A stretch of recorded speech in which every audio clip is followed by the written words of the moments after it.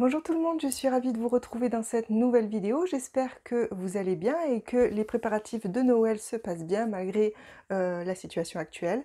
Je voulais pour cette vidéo rester un petit peu dans l'ambiance de Noël, donc j'ai cherché un tag qui correspondrait et j'ai trouvé sur le blog de Callum McLaughlin, je vous mettrai le lien en barre d'infos si ça vous intéresse, c'est un blog anglais, un tag qu'il avait créé en décembre 2015 et que je trouvais sympathique, enfin j'aimais bien les questions. Donc j'ai décidé de le reprendre, c'est The Bookish Christmas Tag, donc le tag livresque de Noël. Et voilà, il y a 10 petites questions auxquelles je vais répondre. Je commence tout de suite du coup par la toute première question qui est Père Noël, un livre que vous avez reçu étant enfant et que vous chérissez encore aujourd'hui.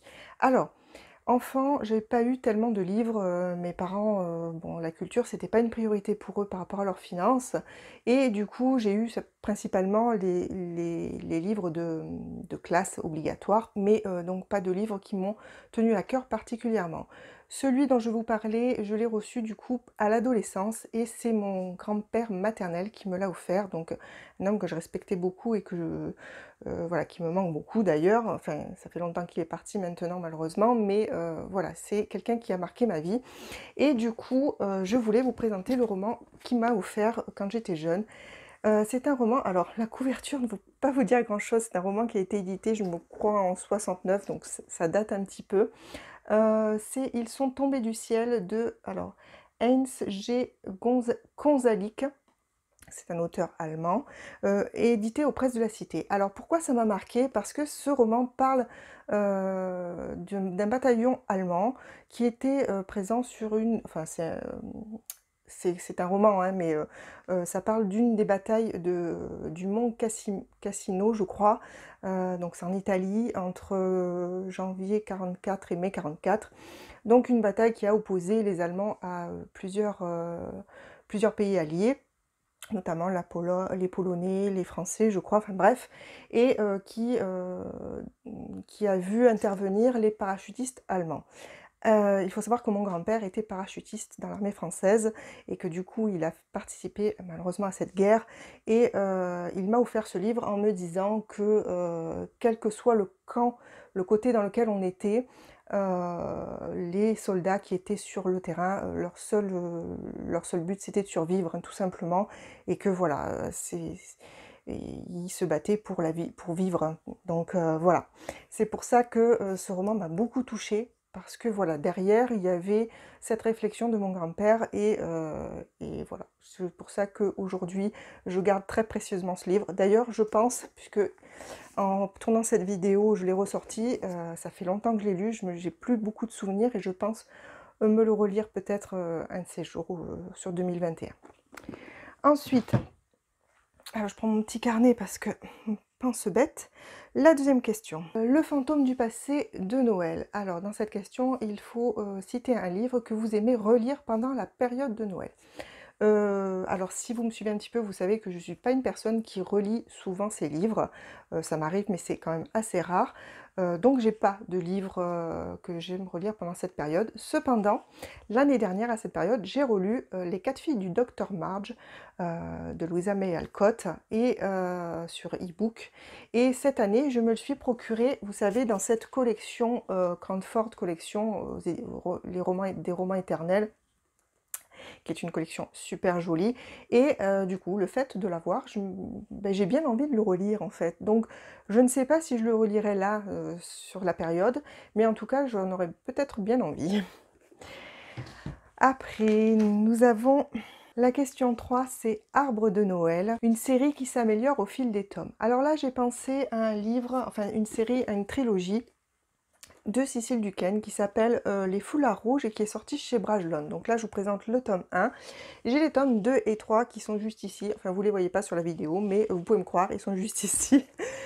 Donc dans cette série on suit Lara qui a été envoyée sur la planète Bagne, oui pardon, qui est une planète prison, désertique, où ben, les femmes en règle générale pour survivre se prostituent, sauf que Lara a été envoyée là-bas à cause de ses fréquentations. Enfin je ne peux pas vous dire exactement, mais voilà. Et heureusement, elle est une fine tireuse et elle s'est retrouvée à faire partie des Foulards Rouges, donc qui sont un espèce de clan qui essaye de maintenir un semblant d'ordre sur la planète. Donc elle va s'allier avec un certain Renaud, en qui elle n'a pas particulièrement confiance, mais qui pourrait lui offrir ce qu'elle souhaite. Je vous en dis pas plus pour pas vous spoiler, parce que j'ai adoré cette trilogie, et il faut savoir que je l'ai mise dans cette catégorie, donc qui s'améliore au fil des tomes, pour la simple et bonne raison que tous les personnages que nous rencontrons dans cet univers, que ce soit les principaux et les secondaires, évoluent de façon très significative tout au long des 3 tomes. Et du coup, sur ce point-là, c'est vraiment très intéressant. Donc ils ont une psychologie qui est très recherchée, au niveau également de leurs émotions, de leurs sentiments, et cetera. Et voilà, ça, il y a une vraie évolution tout au long des 3 tomes, et du coup, je conseille fortement cette trilogie, et c'est pour ça que je l'ai mis dans cette question numéro 3. Question numéro 4. Amis et famille, un livre où les personnages sont fantastiques. Alors là, j'ai pas pu m'empêcher de mettre 2 romans. Comme vous le savez tous maintenant, je suis une grande fan de Six of Crows de Leigh Bardugo, sorti aux éditions Milan. La grande raison pour laquelle j'adore ce roman, c'est parce que les 6 personnages sont vraiment super. Je les adore, et voilà, ils sont profonds, ils sont très bien caractérisés, un peu comme je vous le disais déjà dans la trilogie précédente, mais voilà, c'est vraiment un roman où les personnages sont magnifiques. Donc là, on suit Kaz, qui est le chef d'une équipe de malfrats, et ils vont accepter une mission dans laquelle ils doivent aller dérober quelque chose dans un endroit qui est soi-disant imprenable. Voilà. Je ne peux que vous la conseiller à 100 000%. Et le deuxième que j'ai mis dans cette catégorie, c'est Aurora Squad de Demi Kaufman et Jay Christophe, sorti aux éditions Casterman. Donc là, on suit une escouade de 5 petits guélurons qui sont vraiment des personnages attendrissants, drôles, courageux, et voilà, leur relation entre eux, enfin, c'est vraiment formidable. Et vous avez aussi Aurora, qui est ce personnage-là, puisque dans cette histoire, l'escouade de nos 5 membres va décider de désobéir aux ordres pour essayer de comprendre et de sauver Aurora. Voilà, donc là aussi, c'est un roman que je vous conseille fortement. J'attends le 2e tome avec grande impatience, qui sort en début d'année 2021. La question 5, c'est décoration. Un livre avec une couverture que vous aimez et que vous affichez sur vos étagères. Donc là, je vais vous montrer, alors on ne la voit pas très bien, mais il est juste là. Je vous le sors. C'est Iscari, le tome 1, Achat tueuse de dragons, donc de Christiane Ciccarelli, sorti aux éditions Gallimard Jeunesse. Donc voilà, cette jolie couve. Je l'aime beaucoup, donc c'est pour ça qu'il est en expo dans ma bibliothèque. Il faut savoir que je n'ai pas encore lu ce roman. Je pourrais juste vous dire ce qui est écrit dans le titre, c'est qu'on suit Achat, qui est une tueuse de dragons. Voilà. Et voilà, c'était juste sa couve qui était... qui correspondait à la réponse de la question 5. Hop, un petit peu de bafouillement sur celle-là, mais c'est pas grave. Ensuite, la question 6, c'est Cartes de Noël, un livre qui porte un grand message. Si vous avez vu mes précédents points lecture, je vous mets le petit ici, vous savez que j'ai adoré ce livre, Les mots bleus, de Christine Ferré-Fleury, sorti aux éditions Gulfstream dans leur collection Echo. Voilà, un message contre l'homophobie tout simplement, mais qui est fort et qui est bien illustré, bien décrit, bien écrit, et du coup voilà, un livre que je conseille concernant cette thématique. Donc on suit Armelle, qui est homosexuelle, et lorsque sa famille et ses amis le découvrent, elle va devoir faire face aux préjugés et au rejet. Voilà, donc pas besoin d'en dire plus. Si vous voulez plus d'infos, n'hésitez pas à aller voir ma vidéo dans la point lecture dans laquelle j'en parle. La question 7, Glace et neige, un livre que vous auriez aimé, que vous auriez aimé, bref, que vous auriez aimé apprécier, mais qui malheureusement vous a laissé froid. Et ici, je vais vous présenter un livre de Samantha Bailey qui est Nos âmes jumelles, sorti chez Rajo. Alors il faut savoir que j'ai un grand respect pour l'autrice Samantha Bailey, qui est très impliquée dans la cause des auteurs, mais malheureusement, ben, son roman ne m'a pas touchée. En effet, là, on suit Sonia et, je ne me rappelle plus le prénom, Lou, qui se rencontrent pardon, via les réseaux sociaux, puis de façon physique, et j'ai perdu mes mots aujourd'hui, j'ai un peu du mal, hein, et qui deviennent de très grandes amies et et réalisent un projet ensemble. Ben, j'ai trouvé ça plat, je me suis ennuyée, j'ai pas trouvé grand intérêt à cette histoire, je suis vraiment désolée de dire ça, hein, mais vraiment ça m'a pas touchée, j'ai pas trouvé ça émouvant, voilà, voilà, je suis passée complètement à côté de ce roman. Question 8, Déjeuner de Noël, un livre qui vous faisait peur, mais qui finalement en valait vraiment la peine. Alors là, je vous ai sorti Les Aventuriers de la Mer de Robin Hobb, sorti aux éditions J'ai lu. Donc là, c'est l'intégrale numéro 1 qui correspond au premier tome en version originale, mais chez nous, qui correspond à 3 tomes. Bon, il y a 1000 et quelques pages, me semble. Oh, pas tout à fait, 950.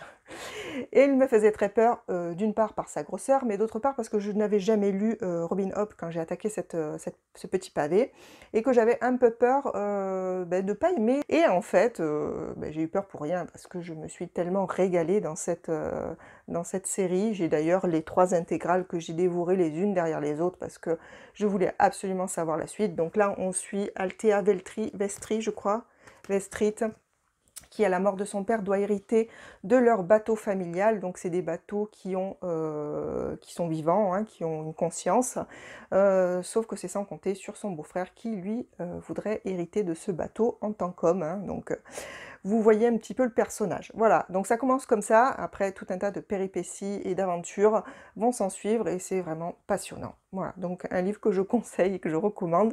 N'ayez pas peur de ce pavé, ça se lit vraiment très très bien. La question numéro 9, c'est Bûche de Noël, un livre que vous avez trouvé doux et satisfaisant. Alors comme je ne lis pratiquement pas de romans feel good, le seul que j'ai trouvé qui pourrait correspondre à cette question, c'est L'infini des possibles de Laurie Nelson Spillman, sorti aux éditions Cherche Midi. Donc là, on suit, je me rappelle plus son prénom, Emilia. Emilia qui est la deuxième fille d'une fratrie, et dans sa famille, il y a une malédiction qui dit que la deuxième fille d'une fratrie ne peut pas trouver l'amour. Donc elle va être invitée par sa grande-tante Paulina à faire un pèlerinage dans le village d'enfance de Paulina, en Italie. Donc elles partent des États-Unis et avec Paulina et Lucie, la cousine, qui est aussi une deuxième fille, donc qui est aussi atteinte par la malédiction, et de là, elles vont découvrir leur histoire, et c'est touchant, c'est rempli de petites émotions, voilà, c'est très sympathique à lire. J'ai passé vraiment un agréable moment avec cette lecture. Là encore, je vous mets en haut le petit i vers le point lecture dans lequel j'en parle, pour si jamais ça vous intéresse d'avoir un petit peu plus d'infos à ce sujet.